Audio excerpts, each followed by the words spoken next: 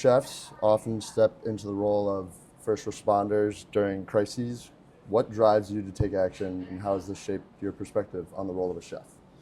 I think I can think back to the first time I ever did a charity event. When I'd opened my first restaurant, I was 27, and it was actually Ming Tsai that invited me to a Common Threads event to help out. Art Smith was running that organization, and it was so flattering to get to be part of it. And when I went to that event and we were helping raise money for this amazing organization, I started to realize that was part of being a chef. I always kind of think in culinary school, they should have that as a class, how to get involved and how to be as much of a part of your community as possible. Because as chefs, we can basically just cook and do what we love to do already and help raise money, raise awareness. I mean, you look at someone like Jose Andres, and he's taken it to the next level. He's incredible.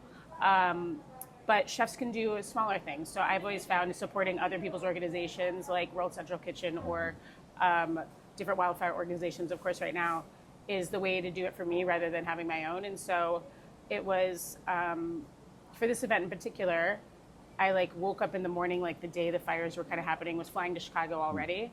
And I was I want to, the first thought I have is how can I help raise money, right? And,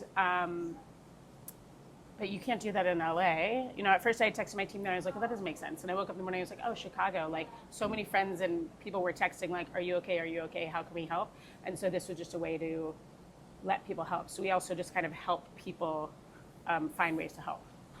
Food is often one of the first things that people turn to for comfort in times of tragedy.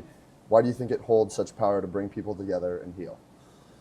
I mean, when I think about, we're sitting in Girl on the Go talking, right? So we have our two big tables over by the kitchen. We call them the King's tables. But the original thought with those, I envision, and this is before even ever going to Europe, but I think of people sitting around this big table with all of their family and friends with wine and food and just having this amazing experience. Thank you, Chef Karen.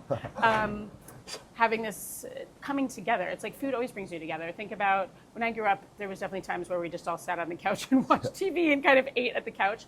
But we would come together and, talk about our day. And every family has its own sort of personality of how they do that and how they let food bring them together. So I think it's that same feeling that food just naturally brings people together. And it's kind of, in mentioning Common Threads, that organization, the whole point of it was that food ties everyone together from every culture and such. So I think just in so many ways, it brings people together. With environmental disasters becoming more common, what proactive changes need to be made to American food systems, and how do restaurants play a role in that? It's such a daunting question to think about, how we can make change. Yeah. We were just talking about the other day, we were looking at some of the staggering numbers of here at Girl and the Goat, how much goat we go through in a year, how much duck goes through, and it's kind of insane. And that's just a couple of restaurants. So it's just making the right choices in the food that you're selling. We still want people to come to the restaurants and go through a lot, but finding as much sustainable agriculture as you can, supporting farmers that have that in mind, and just making smart choices. And pushing a lot of things that aren't, cows are probably one of the hardest things to support. You need so many acres for one cow. It's insane. So going towards a lot more veggie focus, sustainable seafood, things like that. And I think a lot of times people feel like they have to be the one that saves it all. And you don't. You can make some little changes. So I remember years ago we did a program where we took our burger at Little Goat, because people still want a beef burger, but we made it 50% mushrooms. And it's really delicious, actually. I'm just thinking this, I'm we should do that again. But it's are we saving the world with that? No, but we're making an impact. Still 50% less beef on the plate than there needs to be, than there was before. So I think if everybody can look at all the little changes they can make, it can still make a big impact. Many California farmers have been hurt by these fires, by crops being burned, financially not being able to sell at farmers markets. As a chef in LA with 2 restaurants and another opening in Silicon Valley, how does this affect your outlook on the dishes you want to create with the farmers being affected? We haven't felt too much from the farm side of things. I think a lot of it impacted more the restaurant community and homes and such.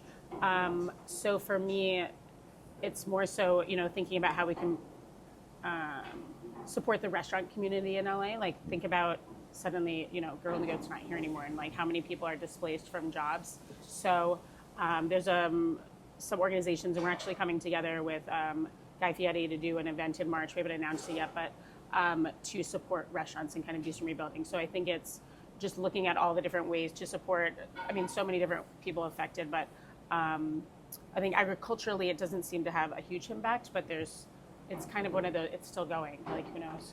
What, you touched on it a little bit there, but kind of what challenges have you faced in supporting your team and community during this time? But still in that, are there moments of resilience or kindness that have stood out to you in the wake of tragedy?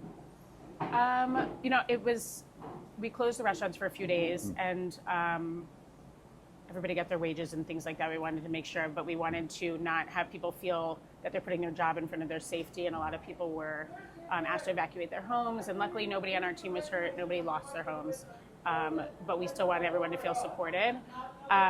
It's just been, I mean, you can see it on Instagram, if you're even not out there, but I have some friends that did lose their homes. I have this woman that works with me in other areas of my work, and she half of her house burned down, the other half got looted.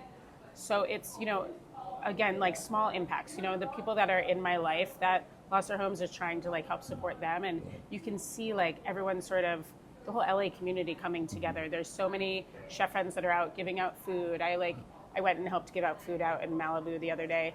But I have chef friends that have smaller restaurant businesses that are making thousands of sandwiches a day to give out. And everybody's just like trying to do their part while their restaurants are still impacted on, in a negative way, because not everyone's going out. So it's always amazing to see that chefs will always put, others at the forefront and really try to support while they're still trying to like worry about their business on the side. Yeah. How do you think that people watching can help restaurants or people suffering? I think just, everybody asks me, like, I don't have all the answers of how to support, but it's, there's so many different organizations. For me, the wildfire organization we're supporting today, we chose because it's helping rebuild after the fires. There's also, the LA Fire Department, we were giving out food the other day, and you should have seen there was like all these groups of people in different uniforms, because people came from every fire department on the West Coast to help, which is like so incredible to see. But yeah, if you look at a bunch of chefs' Instagrams, most people are finding different organizations to support. So that's always a great way to find places to go.